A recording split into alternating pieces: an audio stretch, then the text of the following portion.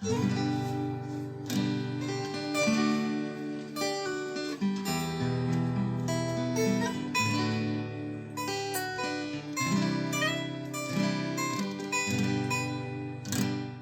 a abrir nuestras Biblias en primera epístola de Pedro. Estamos extractando los mensajes principales que contiene esta epístola, los mensajes principales, y estamos compartiendo unos imperativos, unas órdenes divinas que tienen una gran repercusión en nuestras vidas, en nuestro crecimiento espiritual, los imperativos de Dios. Hoy vamos a ver una segunda o una tercera parte porque la semana pasada nuestro hermano Jefferson nos habló de un imperativo supremamente importante que es amaos los unos a los otros. Eso es un imperativo importante, o sea, es una orden, un imperativo divino. Y hoy vamos a ver otro, pero entonces vamos al primer capítulo de Primera de Pedro, vamos al segundo capítulo de Primera de Pedro, vamos a continuar con estos imperativos. Y del segundo capítulo vamos a leer del 1 al 3, del 1 al 3. Dice la palabra del Señor: desechando pues toda malicia, todo engaño, hipocresía, envidias y todas las detracciones, desead como niños recién nacidos la leche espiritual no adulterada, para que por ella crezcáis para salvación, si es que habéis gustado la benignidad del Señor. Padre, te damos gracias, Señor, y bendecimos tu precioso nombre. Gracias por permitirnos estar aquí, Señor. Gracias por la libertad que tenemos, Señor, de poder, Señor, escuchar tu palabra, de poder adorarte, Señor. Gracias porque podemos levantar manos, Señor, para adorarte, para adorar tu nombre, Señor, para exaltarte, para glorificarte. Gracias porque tenemos rodillas para postrarnos ante ti, Señor, y en el día de la angustia tú nos oyes, Señor. Y gracias, Dios, porque tenemos oídos que tú has abierto, Señor. Yo te pido en el nombre de Cristo Jesús, Señor, que tú abras los oídos de tu pueblo, Señor, que tú abras su mente y su entendimiento, que tú lleves cautivos todos nuestros pensamientos a la obediencia a Cristo Jesús, Padre. Glorifícate, Dios, en el nombre de Jesús. Amén. Isma, ya no lo abras más porque se van a quedar mirando al paisaje. Y esa no es la idea. Gloria a Dios. Sí, yo se fue porque me vieron en la oscuridad y yo soy medio miope, pero no importa porque yo lo que no veo lo huelo. Así que no se preocupen. No se preocupen. No se preocupen por mí, que todo está bajo control. Bueno, hermanos, escuché a unos predicadores, mis predicadores favoritos, hablar de algo que se llama fatalismo espiritual, y me quedé pensando en qué era el fatalismo espiritual, y averiguando qué es el fatalismo espiritual. Es esa creencia que tenemos algunos que no vamos a llegar más allá de donde estamos. Esa creencia de que nosotros no podemos crecer más. Sabemos como cristianos, teológicamente hablando, doctrinalmente hablando, bíblicamente hablando, la palabra de Dios nos enseña que todos debemos crecer a la estatura de un varón perfecto que es Cristo Jesús. Y estuvimos inclusive viendo una serie acerca del crecimiento, crecer a la estatura de un varón perfecto que es Cristo Jesús. Pero yo percibo en mi propia vida y en la vida de muchas personas, que nosotros vemos eso como algo que es imposible porque siempre tenemos un enfoque equivocado de la vida cristiana. Tenemos un enfoque antropocéntrico o egocéntrico, o sea, estamos enfocados en nosotros y no en Dios. Por eso todas las cosas que la Biblia dice que Dios va a hacer en nuestras vidas nos parecen imposibles, porque siempre creemos que se trata de algo que tengo que hacer yo. Y cuando nos enfrentamos a nuestras limitaciones, pensamos que esas demandas y que esa meta es algo donde yo no voy a llegar, sino cuando suene la trompeta y de repente, mágicamente, yo me convierta en un ángel santo. Pero aquí en la tierra, yo me acostumbro a vivir de la misma manera que vivía hace 2, 3, 4, 5, 8 o 10 años, y a veces hasta peor. A veces me siento, estoy hablando de la vida promedio de un cristiano, me siento y digo, ay Señor, devuélveme el primer amor. Yo antes hacía, yo antes ministraba, yo antes servía, yo antes corría, y vivimos del antes y vivimos de las cenizas del ayer, y esa no es la vida que está plasmada en la palabra de Dios. El fatalismo espiritual es la creencia de que yo no voy a ir más allá de donde he llegado hasta este momento, de que yo no puedo crecer más en el conocimiento de Dios, de que yo no puedo crecer más en amor, de que yo no puedo crecer más en fe, de que yo no puedo crecer más en santidad, de que yo no puedo crecer más en generosidad, de que yo no puedo crecer más en esperanza, de que yo no puedo experimentar un gozo mayor del que ya he experimentado, que yo no puedo experimentar un nivel de vida mayor al que ahora experimento, que la vida cristiana es así, ya somos salvos, y mientras nos mantengamos así, todos juiciositos, sentaditos, los domingos voy a la iglesia, a veces se me sale una mala palabra, de vez en cuando pasan 4 o 5 malos pensamientos, hay veces que quiero matar a alguien, pero finalmente no lo mato, y así, y esa es la vida cristiana, y eso no es más nada. Eso de ahí no es más nada. Pues el fatalismo espiritual es contrario a lo que enseña la Escritura. Si usted devuelve una página hacia atrás, en el primer capítulo de Pedro, encuentra un texto que debemos saber de memoria. Es uno de los textos más hermosos que hay. En Primera de Pedro capítulo 1, el versículo 18 dice, sabiendo que fuimos rescatados. ¿De qué? Y uno dice del pecado, del mundo, del no sé qué, pero es que me gusta este versículo, porque este versículo no dice del pecado, del mundo, uy sí, de Satanás, del infierno. No, este versículo dice que fuimos rescatados de nuestra vana manera de vivir, la cual adquirimos de nuestros padres. Y que la cosa con la que fuimos rescatados, o sea, comprados, libertados, ¿por qué? Porque como hijos, estamos condenados a vivir la vida que aprendimos de nuestros padres. Y si usted es honesto y se revisa, usted puede ver que en varias generaciones se cometen los mismos errores y se acarrean las mismas desgracias. Pero la Biblia no dice solamente que Cristo con su sangre nos redimió del pecado y del infierno y de la muerte, sino que nos redimió de vivir la misma vida que vivieron nuestros padres, de cometer los mismos errores que vivieron nuestros padres. Y una violación de este versículo ha hecho que tengamos algunos que hacer unos seminarios y que para volver al pasado y entonces liberarse de las ligaduras o de las maldiciones generacionales, pero este versículo dice que esas maldiciones generacionales, enseguida que Cristo nos ha redimido, desaparecen. No hay necesidad de hacer un seminario costoso para yo liberarme de esas maldiciones. Ese seminario que lo hagan los que no tienen a Cristo, los que no han sido redimidos, los que no han sido comprados con su sangre, que lo hagan, eso está bien. Pero si tú fuiste redimido por la sangre del Señor Jesucristo, tú no tienes, ni debes, ni puedes, ni es lógico, ni es normal que cometas los errores de tus padres o que tengas una vida vana y sin sentido como la tuvieron tus padres. Y yo creo que eso es contrario al fatalismo. Otro versículo que no sabemos de memoria es que si alguno está en Cristo, nueva criatura es, las cosas viejas pasaron y aquí todas son hechas nuevas. Pero el fatalismo, eso es lo que nosotros decimos de memoria, pero el fatalismo cristiano cree que las fuerzas de las tendencias de mis padres, los errores de mis padres, las experiencias traumatizantes de mi pasado y las limitaciones de mis circunstancias presentes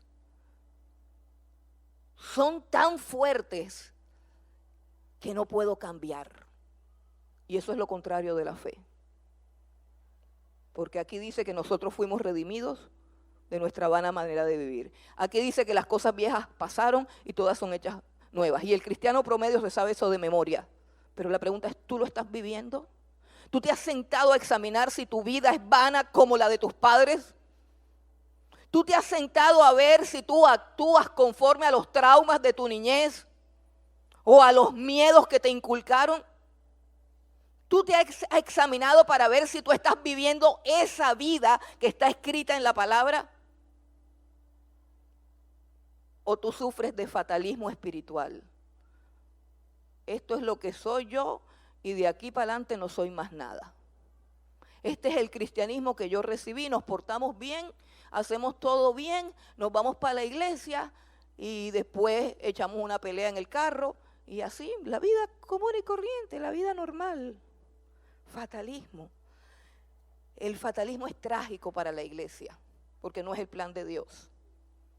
El fatalismo es trágico para la iglesia cristiana. Deja a los cristianos estancados, deja a la gente estancada. Elimina las esperanzas, elimina los sueños de cambiar, elimina el crecimiento y quita las ganas de vivir, porque no hay más nada. Cristianismo es solo esto y ya, más nada. Esto es todo lo que yo he vivido, esto es todo lo que yo he logrado, esto es todo lo que he avanzado y de aquí para adelante ya no me queda más nada. Hermanos, eso es como que yo cogiera a una niña de 13 años así desgarbada, jorobada, con granitos en su cara por la época del desarrollo que está viviendo y le dijera, ¿sabes qué? Tú no eres más de ahí, tú te vas a quedar así jorobada y con esos granos en la cara. Cuando sabemos que no va a ser así. Sabemos que va a crecer, que se va a desarrollar, que las hormonas se van a estabilizar y que su cara se va a arreglar. Sucede lo mismo en el ámbito espiritual si pensamos que esta es la vida que tenemos y no podemos crecer ni ser mejores, que no podemos alcanzar la estatura de Cristo, que no podemos vencer sobre los pecados que nos asedian. Pero es una situación peor, porque hay unas implicaciones más grandes en la vida espiritual, más grandes que quedarse con granos en la cara o que quedarse jorobado. Peor que eso es no crecer, peor que eso es no avanzar, peor que eso es ser como creyente el que comete los mismos errores vez tras vez. El que fracasa vez tras vez, el que se equivoca vez tras vez, el que nunca avanza, el que nunca crece. Esa no es la idea de Dios, ese no es el plan de Dios. Y creer esto es negar la fe. Creer esto es negar la fe. Si tú como persona no tienes esperanza de cambio, tú no tienes fe. Si tu única esperanza es que cuando te mueras no vas para el infierno sino para el cielo, déjame decirte, el que tiene al Hijo tiene la vida. ¿Tú estás vivo ahora o no estarás vivo nunca? La vida eterna es la vida de Dios. ¿La tienes ahora o no la vas a tener nunca? ¿La tienes ya o no la tienes?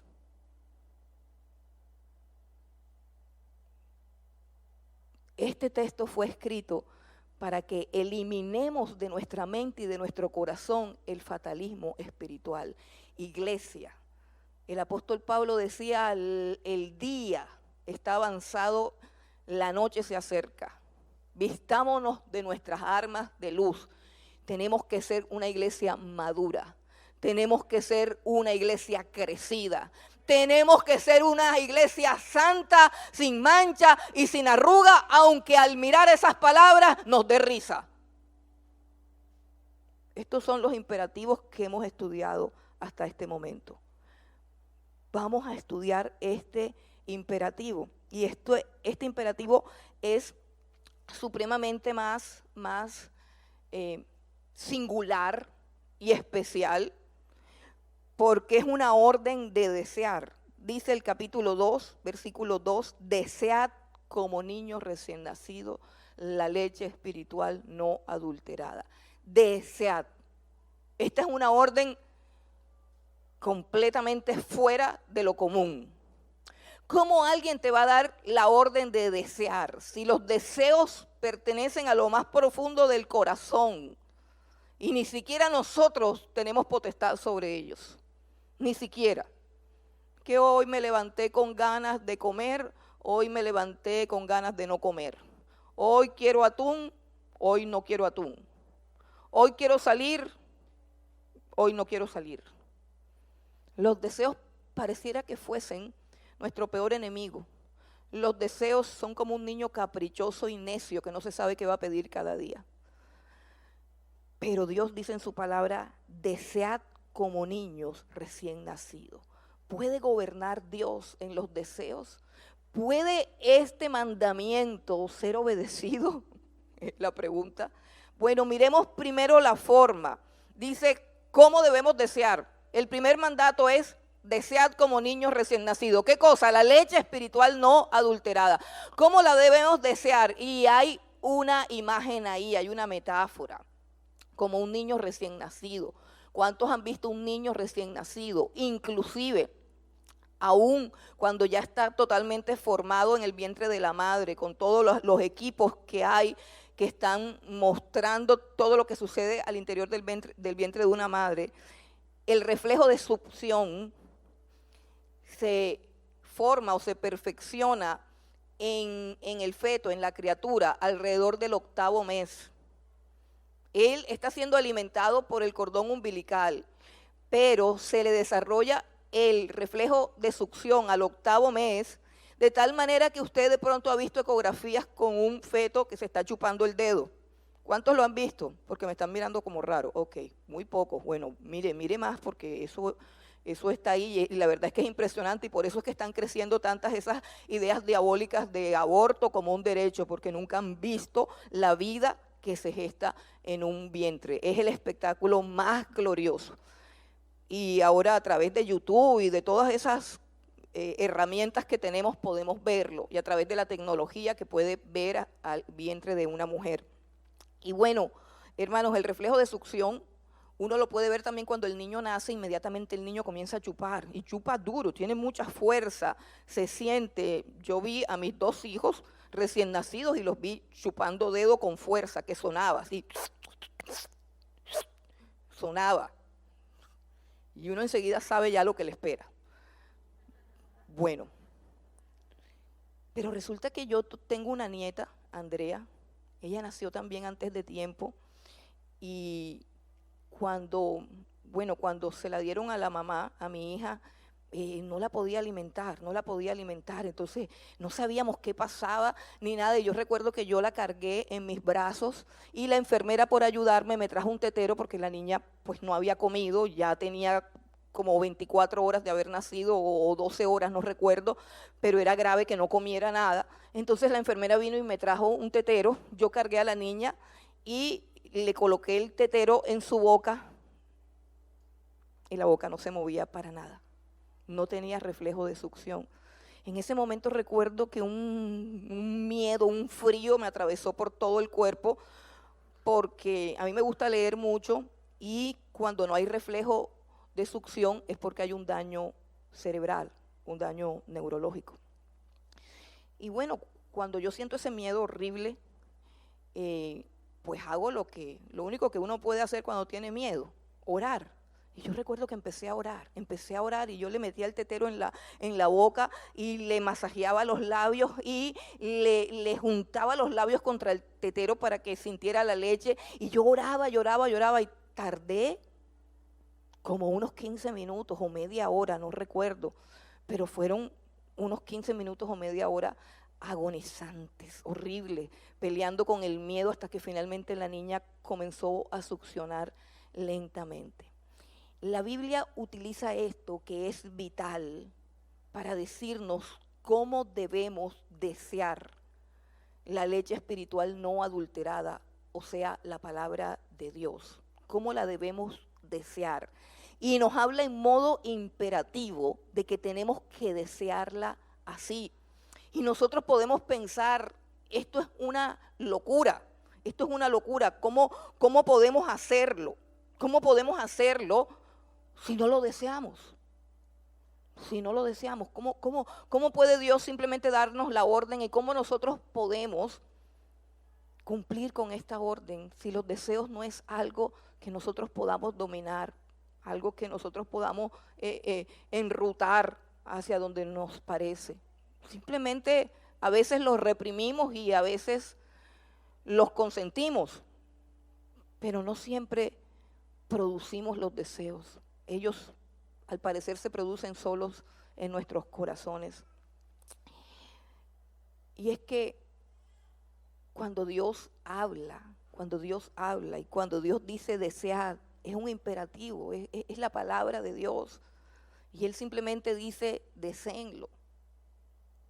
Y si yo tengo fe para creer en Dios, yo tengo que creer que hay un modo, que hay una forma en la que yo pueda obedecer.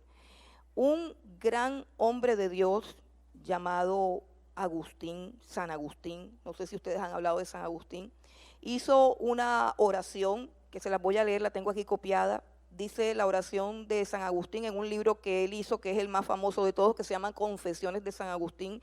Dice, oh amor que siempre ardiste, esta es su oración, y que nunca se apagó. Oh caridad, Dios mío, enciéndeme. Tú mandas la continencia, concede lo que mandas y manda lo que quieras. Así debemos orar nosotros también, para que Dios produzca en nosotros, porque hay un texto que arroja luz sobre esto, y es que Dios es quien produce así el querer como el hacer por su buena voluntad. Así que yo no puedo decir, esto no es para mí.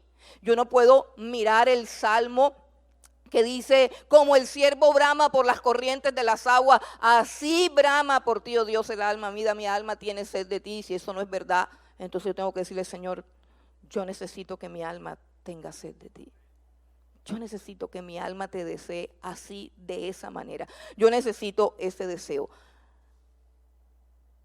Hay un escritor del siglo XVII, más o menos, Juan Bunyan, el que escribió el más famoso libro de él es El progreso del peregrino, que han habido como 3 películas de él, ¿cierto? Él tiene un poema que habla de estas cosas. En este poema él hace un contraste entre la ley y la gracia, entre lo que pide la ley y lo que pide la gracia del Evangelio del Señor Jesucristo. Y me encantó tanto el poema que también lo copié. El poema dice así: corre, Juan, corre, demanda la ley, pero no me da ni manos ni pies. El Evangelio trae mejores nuevas, nos llama a volar y nos da alas. John Bunyan. Lo que el Evangelio pide es más grande que lo que pide la ley.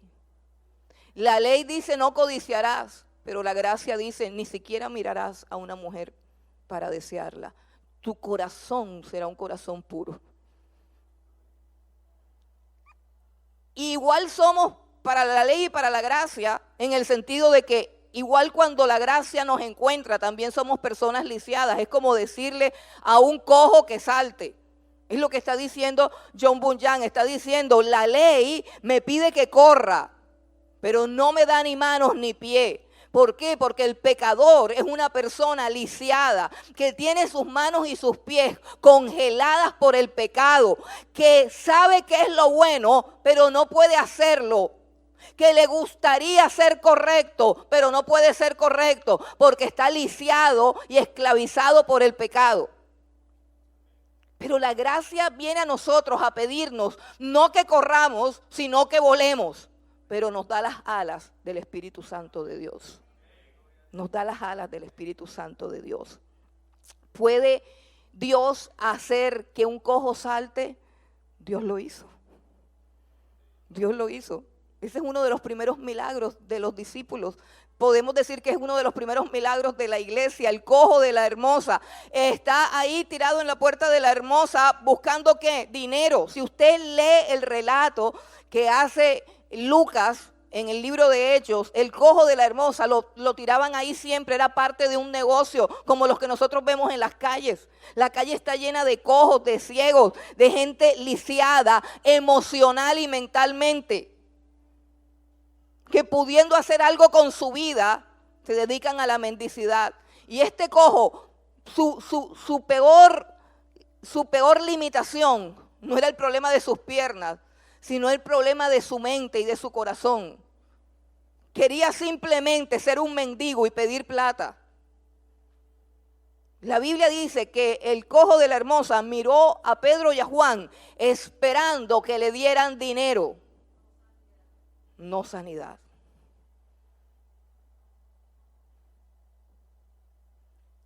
Y así somos nosotros. A veces vivimos el cristianismo esperando que Dios solamente nos dé dinero y no libertad, y no poder, autoridad, santidad, gozo, pureza, paz, amor, generosidad, humildad, mansedumbre, cosas que no se pueden comprar con nada. Pero nos contentamos con el platico de lentejas. Tenemos el deber de correr, pero no podemos. Y por eso los mandamientos de la ley lo que hacen es condenarnos, porque debiendo correr no corremos. Repito, porque nuestras piernas están atadas por el pecado. Es esencial no solamente desear la palabra de Dios, sino confiar en que Dios da lo que está pidiendo. Si nosotros nos ponemos a pensar de lo que le damos a Dios, ¿qué es lo que le damos nosotros a Dios? Lo que Él nos da, hermano. Eso es lo que nosotros le damos a Dios, lo que Él nos da. Nosotros no tenemos nada que dar. Cuando Él nos pide algo es porque Él nos los ha dado. Dios no es como aquel egoísta hombre que dijo, ciegas donde no siembras, recoges donde no siembras. No, Dios busca recoger donde siembra. Dios planta una viña, dice la palabra, le pone un cerco, le pone un vallado, le pone el mejor riego, le pone el mejor abono, le coloca una torre, envía siervos para que la cuiden y Él viene a la viña a buscar ¿qué? El fruto de lo que Él ha sembrado. Así que cuando Dios dice, desead como niños recién nacidos la leche espiritual no adulterada, está diciendo que tú debes darle a Él algo que Él te va a dar a ti. Ese deseo por la palabra de Dios, ese deseo por su verdad. Ahora, continuando con el mandato, vamos a colocarlo en el contexto, porque aquí hay una división que corta mucho la idea. El mandamiento es desead como niños recién nacidos la leche espiritual no adulterada para que por ella crezcáis para salvación. Está hablando de un niño recién nacido. Y la palabra recién nacido nos lleva al versículo 23 del capítulo anterior. Retroceda con sus ojos al versículo 23 del capítulo 1 y dice, siendo renacidos, no de simiente corruptible, sino de incorruptible, por la palabra de Dios que vive y permanece para siempre. Porque toda carne es como hierba, y toda la gloria del hombre como flor de la hierba. La hierba se seca y la flor se cae, mas la palabra del Señor permanece para siempre. ¿Qué está diciendo ahí? Que hemos renacido, ¿Y qué nos hizo renacer? La palabra de Dios. O sea que la palabra de Dios es la palabra que nos hace nacer. Para que tú y yo naciéramos, nosotros no tuvimos que hacer nada. Los niños no deciden nacer, la vida no decide existir, existe el Dios de la vida que da la vida. Y aquí dice claramente, hermanos, claramente, estas son verdades fundamentales, pero es que tenemos que escudriñarlas cada día para remover de nosotros los esquemas mentales que no nos permiten crecer y que nos llevan al fatalismo espiritual. Si yo preguntara cuántos de ustedes han nacido de nuevo, el que ha nacido de nuevo sabe. El que ha nacido de nuevo sabe. Recuerden lo que estuvimos hablando. ¿Por qué sabes tú que naciste de una mujer? Pues porque estoy vivo. ¿Por qué sabes tú que naciste de nuevo? Porque estoy vivo para Dios. Porque estoy vivo para Dios. Porque puedo hablar con Dios.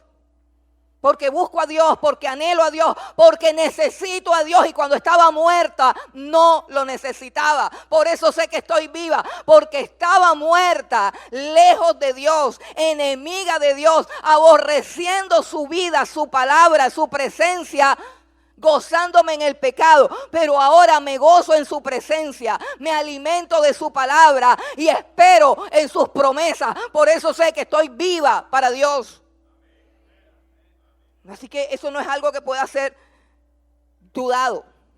Lo dudará aquel que no ha nacido de nuevo, pero el que ha nacido de nuevo sabe que ha nacido de nuevo.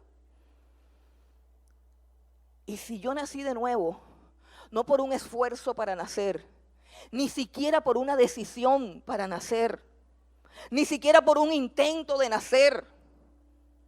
La criatura que nace no tiene arte ni parte en su nacimiento. Simplemente nace, hay una fuerza vital que la trae a la vida, ajena a ella, por fuera de ella. Y si tú naciste de nuevo por la palabra de Dios. Porque un día escuchaste la palabra de Dios. Un gran teólogo y músico también decía, es tan fácil, y lo he repetido muchas veces, saber cuándo una persona ha nacido de nuevo. Solamente le preguntas cuál es el versículo que te llevó a Cristo. No, yo no me acuerdo.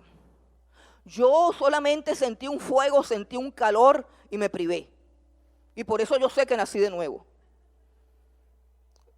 Hermanos, hay muchas personas que sienten esas cosas por diversidad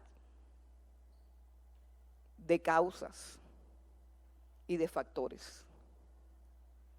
La Biblia no enseña que haya otra forma de nacer de nuevo al margen de su palabra. No existe. La vida de Dios está en su palabra. Toda la escritura es inspirada por Dios, contiene la vida de Dios.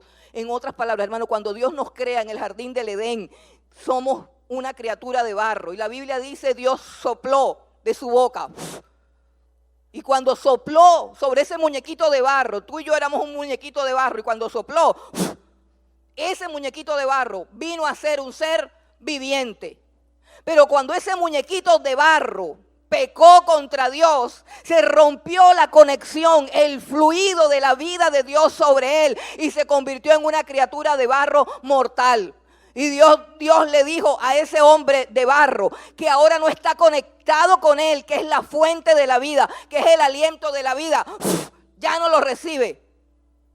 Ya no lo recibe. Le dijo, con el sudor de la frente comerás el pan y labrarás la tierra hasta que vuelvas al polvo, porque polvo eres y en polvo te convertirás. Eso es lo que tú eres sin mí, polvo. Pero cuando Cristo viene, Él trae la palabra de vida. Y Dios no tiene otra forma, escucha bien, no tiene otra forma de darle vida a las personas, sino con su palabra, que es inspirada por Dios. La palabra viva de Dios es el aliento de Dios, es el nuevo soplo de Dios. Por eso yo sé perfectamente lo que oí cuando me convertí.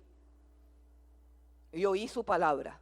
La fe es por el oír y el oír la palabra de Dios. Hermano, ¿a usted no le parece que es normal y que es elemental? Que si esa palabra me dio vida, esa palabra me va a hacer crecer. Y eso es lo que está diciendo el versículo. Así que no hay ninguna, ¿cómo se llama eso? Ninguna contradicción, no hay nada ilógico en el mandamiento. Desead como niños recién nacidos la leche espiritual no adulterada. ¿Para qué? Para que continúes vivo y creciendo. Así que si la palabra de Dios me hizo renacer, la palabra de Dios me va a hacer crecer. Hermanos, y sabe que con todo es así. O sea, en el mundo es así. Si tú vas al Génesis, el capítulo 1 dice que Dios habló y dijo Dios, hágase la luz, y la luz se hizo.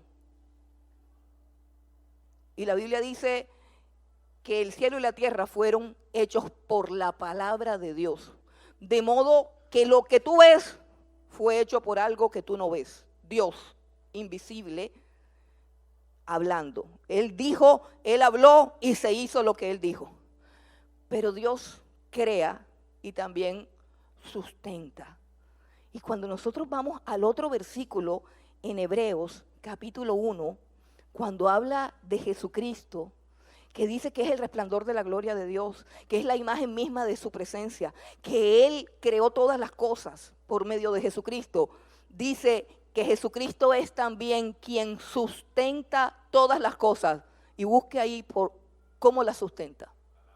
Con la palabra de su poder. No dice, y sustenta todas las cosas con su espíritu. Podría ser, ¿por qué no? El Espíritu de Dios es poderoso. Y podría decir, y sustenta todas las cosas con su mano. Podría decir de mil maneras. Pero en la Biblia dice que el universo fue creado porque Dios habló por su palabra. Y que este universo no deja de existir porque Jesucristo lo sustenta con su palabra.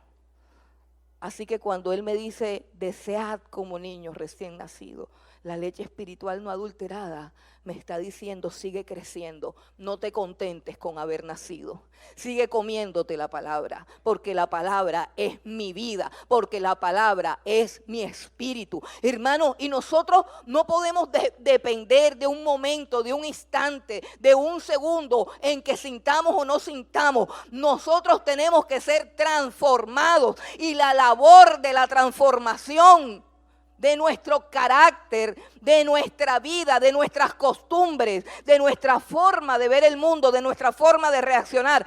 Esa transformación se opera por un estudio de la palabra. No quiero pecar de arrogancia, porque todo lo que somos y todo lo que hacemos, lo hacemos por su gracia, por su gracia. Y yo todos los días me asombro de que lo que Él hace conmigo por su gracia, por su gracia. Hermanos, desde hace unos 20 años, yo enseño la palabra de Dios. Y me sucede siempre algo que cualquiera podría pensar que debiera llenarme de orgullo o de soberbia. Pero delante de Dios que está aquí, el Espíritu Santo que mató a Ananías y a Zafira, sabe que a mí me da dolor cuando un alumno de la escuela me dice, tengo 20 años en el Evangelio y no conocía la palabra. Me da dolor lo que está pasando con el pueblo de Dios. Y por eso somos una iglesia. No me refiero a la piedra angular. Y por eso la iglesia del Señor Jesucristo es una niña pasmada y caprichosa. Esa es la mejor definición que hay de la iglesia de estos tiempos. La iglesia del Señor Jesucristo en estos días es una niña pasmada, que no creció, que se pasmó. Una niña caprichosa, llevada por doquier de todo viento de doctrina, por estratagemas de hombres que usan con astucia las herramientas del error. Una niña chiquita que no crece, caprichosa, egoísta, la antítesis de lo que es un verdadero cristiano. No está creciendo en gracia, sino en desgracia. Es cada día más orgullosa la iglesia del Señor Jesucristo. Es cada día más necia la iglesia del Señor Jesucristo. Pero hay un remanente, hermanos. Hay un remanente que se está tomando la leche. Hay un remanente y yo quiero preguntarte si tú eres parte del remanente que está creciendo. Y si no, yo quiero invitarte, como si fuera cosa mía, pero sabiendo que no es cosa mía, porque el que dice desead es Dios y no yo. El que dice desead es Dios y no yo. No yo. Pero ¿qué clase de leche es la leche espiritual no adulterada? Dice no adulterada. Ahí está el problema. La palabra que es eficaz es la palabra que no es adulterada. Miren, hay remedios que son tan fuertes, que a algunas personas les gusta diluirlos en agua o en jugo de guayaba o de pera o de no sé qué y echarles un poquito de azúcar, pero su efecto también se disminuye. Y la Biblia dice que tiene que ser la leche espiritual no adulterada, que quizás tenga un sabor muy fuerte. Si estamos acostumbrados a tomar chocolisto o agua de panela, que es lo que le están dando a los cristianos en muchas iglesias. Leche con saborizante. Usted sabe que ya casi no tomamos leche, lo que tomamos es una cosa toda extraña. Yo el otro día me tomé un vaso de leche de verdad, así, de la que salió de la vaca, y me di cuenta que no estábamos tomando leche, que estábamos tomando otra cosa. La vi hervir así, y yo decía, no lo puedo creer. ¿Usted nunca ha visto una olla de leche hirviendo así, sacada de la vaca, recién ordeñada, la echa en una olla? Y usted contempla eso y se da cuenta que a usted lo están envenenando de a poquito. De a poquito. Yo después de que vi esa olla hervir, más nunca tomé leche de eso. Más nunca. Esto no es conmigo, a mí no me van a matar. Y parece ser que lo que ha sucedido con la leche en el mundo secular o en el mundo del comercio está sucediendo con la palabra de Dios en la iglesia. Se están tomando una cosa química, se están tomando una cosa que no cambia. Y esa es la razón por la cual no crecemos. El otro problema que podemos tener es que deseemos la palabra de Dios no para crecer, sino para discutir y contender. Ese es otro problema. Así que este texto tiene que ser entendido en toda su dimensión. Debes desear como un niño recién nacido, o sea, entendiendo que de ello depende la vida. Desear como un niño recién nacido la palabra de Dios sin adulteración, sin suavizante. Y además de eso también debes entender que esa palabra te lleva es a que tú crezcas, no a que condenes a los demás ni a que juzgues a los otros. Que crezcas tú, que seas mejor persona tú, porque el que se la está tomando eres tú. Tú no puedes tomarte un remedio y esperar que le haga efecto al otro. Si tú estás bebiendo de la fuente, si tú estás tomando la leche adulterada, ¿por qué te pones a sacarle los defectos a los demás? Si el que se la está tomando eres tú. Debieras ser mejor persona, debieras parecerte más al Señor. En la medida en que tomas más leche, debieras ser más manso, debieras ser más humilde, debieras tener más amor, debieras ser más abnegado, debieras ser menos avaro, debieras ser menos egoísta. Pero no, hay gente que se toma la leche y yo soy experta en dar leche. Por eso sé que hay personas que se la toman y se sienta bien. Y hay personas que se la toman, hermano, y le sienta muy mal. Porque se la toman es para otra cosa. Se la toman es para pelear, para contender, para juzgar, para condenar a los demás. Y no me estoy refiriendo al hecho de que debemos contender ardientemente por la fe que una vez nos dejaron. No, yo no me refiero a eso, ese es otro mandato, pero no estamos hablando de eso. Estamos hablando de aquel que se envanece en sus conocimientos y no aplica lo que aprende a su propia vida, sino a los demás. El propósito de este mandamiento es crecer. Pero hay un obstáculo en ese deseo. ¿Por qué algunos no desean la leche espiritual no adulterada? ¿Por qué algunos no desean la palabra ni vibran con la palabra? Y es más, hasta se duermen en medio de la palabra. Están allí o escuchando la palabra, pero están esperando que sean las 12 y pensando qué es lo que van a comer. Su deseo está en otro lugar. ¿Por qué algunos no desean esto? Pues eso tiene que ver con el mismo principio de cuando un niño no tiene apetito. Cuando un niño no tiene apetito lo llevamos donde el médico y por lo general el niño tiene ¿qué? Parásitos, amebas. Tiene una cantidad de cosas y tiene la barriga hinchada de tanto gusano por allá adentro y el apetito se le ha ido. ¿Usted quiere saber cuáles son esos gusanos que no permiten que deseemos la palabra de Dios? versículo 1, capítulo 2. Desechando pues toda malicia. Malicia, ¿qué es malicia?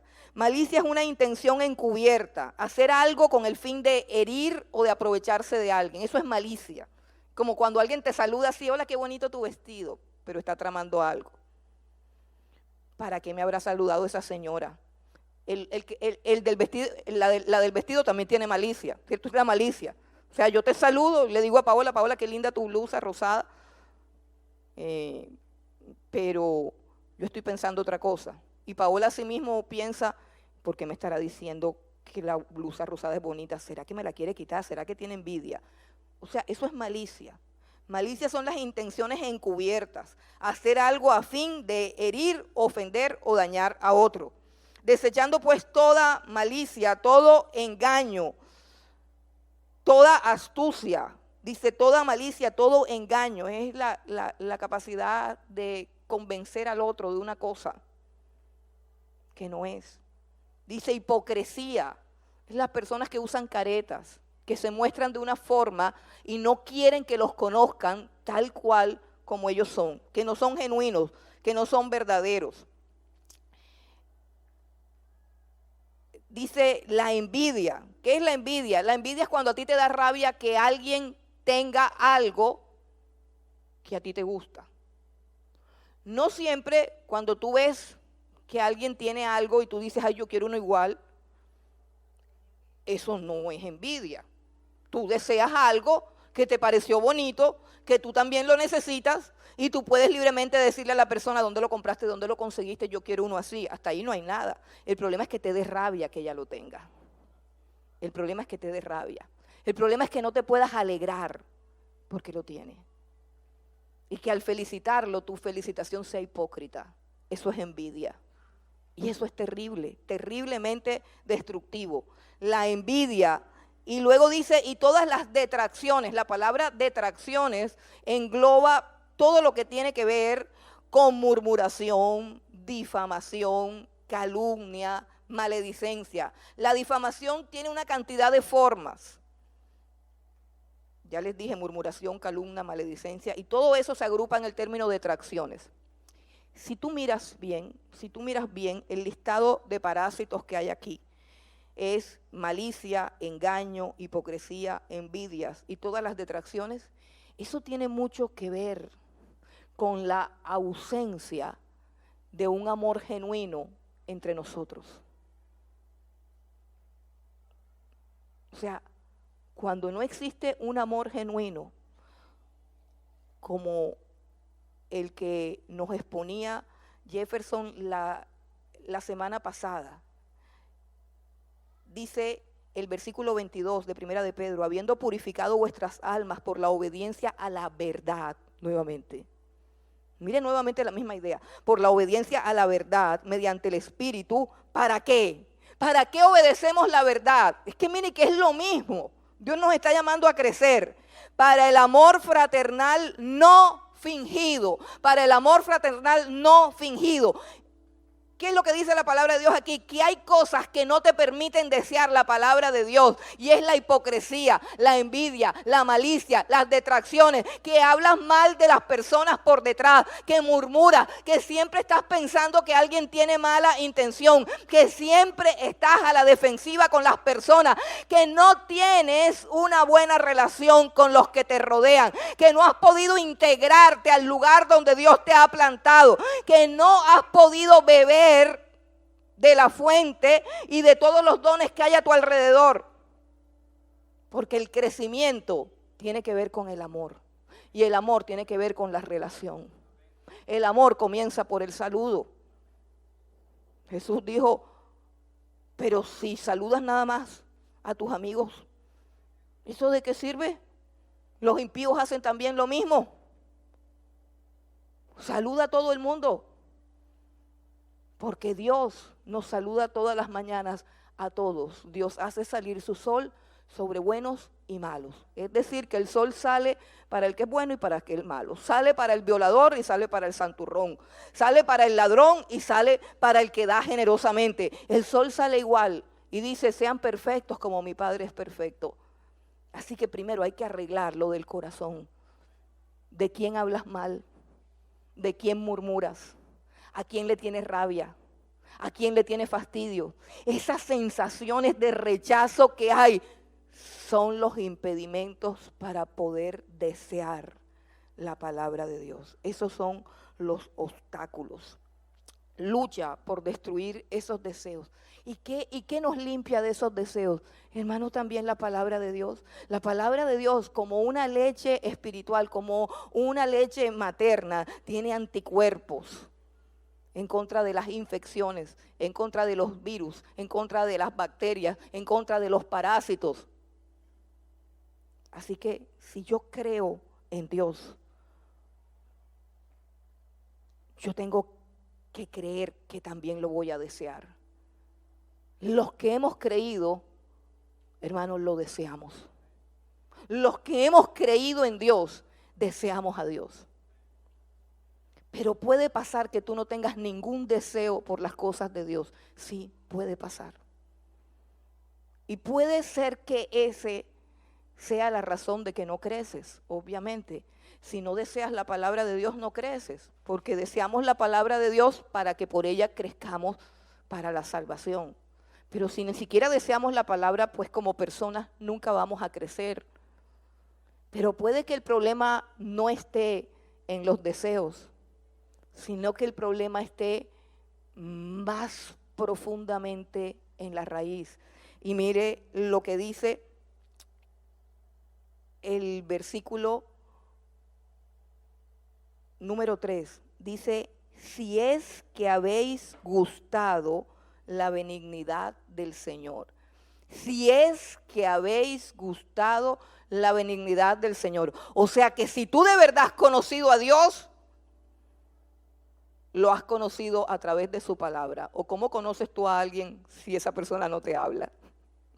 Conocemos a las personas a través del lenguaje. Hola, me llamo Claudia, me gusta el fútbol. Hola, me llamo Pedro, me gusta la política. Soy casada, soy soltera, Conocemos a las personas a través de su palabra. No conocemos a las personas mirándolas.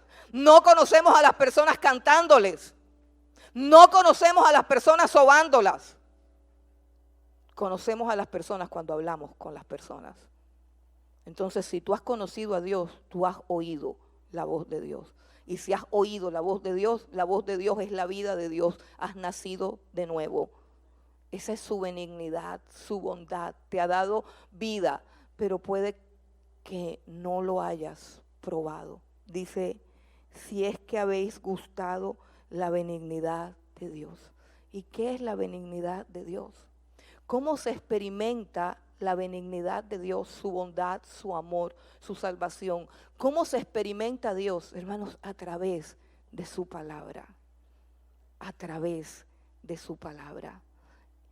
¿Y qué clase de palabra? Su evangelio. ¿Cómo llegó la bondad de Dios a nuestras vidas? A través del evangelio del Señor Jesucristo. Ese es el evangelio que se predica desde que Juan el Bautista vino a la tierra. Arrepiéntanse, porque el reino de los cielos se ha acercado. El evangelio es tan sencillo, dice, arrepiéntete. ¿Qué significa? Eres pecador. ¿Y qué significa que el reino de los cielos se te ha acercado? Que Jesús te está llamando, porque Él es el Rey. ¿Qué significa el evangelio? Significa, eres un pecador y estás perdido. Pero yo vengo aquí a pagar tu deuda, a morir por ti, perdonar tus pecados y darte salvación y vida eterna. Y pondré en ti un corazón de carne y quitaré de ti el corazón de piedra. Y pondré mi ley no en las piedras, pondré mi ley en tu corazón, para que tú seas mi pueblo y yo sea tu Dios. Y ese es el evangelio de la benignidad de Dios. Y yo te pregunto, ¿tú has probado a Dios? ¿Has escuchado el evangelio del Señor Jesucristo que te dice arrepiéntete porque eres un pecador? Y cuando Jesús nos dice arrepiéntete, nosotros sabemos ya de qué se trata, porque nos da conciencia y el evangelio alumbra nuestras conciencias. Y inmediatamente el Espíritu Santo muestra todas tus detracciones, todas tus calumnias, todos tus odios, todas tus transgresiones, todas tus mentiras, todos tus robos, todos tus adulterios, toda tu vida sin Él, llena de errores, llena de fracasos, llena de equivocaciones, pero sobre todo llena de tinieblas, de oscuridad y con un final terrible. Porque si tú aquí vives sin Él, yo te aseguro que allá también. Yo no sé por qué todos los muertos se quieren ir para el cielo. O sea, todos los que se van a morir se quieren ir para el cielo. Hermanos, y es que en el cielo no se fornica, ni se toma, ni se dicen mentiras. En el cielo no hay pornografía, no hay mentira, no hay trago, no hay ron, no hay odio, no hay maldad. ¿Cómo se van a ir para el cielo? No puedes. ¿Sabes qué se hace en el cielo? En el cielo se adora a Dios. En el cielo se gozan en su presencia. Y si tú aquí en esta tierra no eres capaz de levantar las manos y decir gloria a Dios, en el cielo no puedes estar. Es que ese es el problema, que tus deseos no son Dios. Y como dice, de alguna manera es cierto, el principio humanista que dice que lo que deseamos, eso lo atraemos. Entonces, por favor, sé coherente con tu religión. Si tú no deseas a Dios, no vas a tener nunca a Dios. Así que el problema más grave es que no deseamos a Dios. Ese es el problema más grave. La ruina más grande del ser humano es que busca por todos los lados satisfacer el vacío de su corazón y no va a su Creador y no escucha su palabra. La ruina más grande del ser humano es que Cristo vino acá a la tierra, murió por nuestros pecados y todavía no han entendido los pecadores que son pecadores y que están perdidos sin Él. Sin Él. ¿Tú has probado la benignidad de Dios? Porque cuando uno prueba a Dios,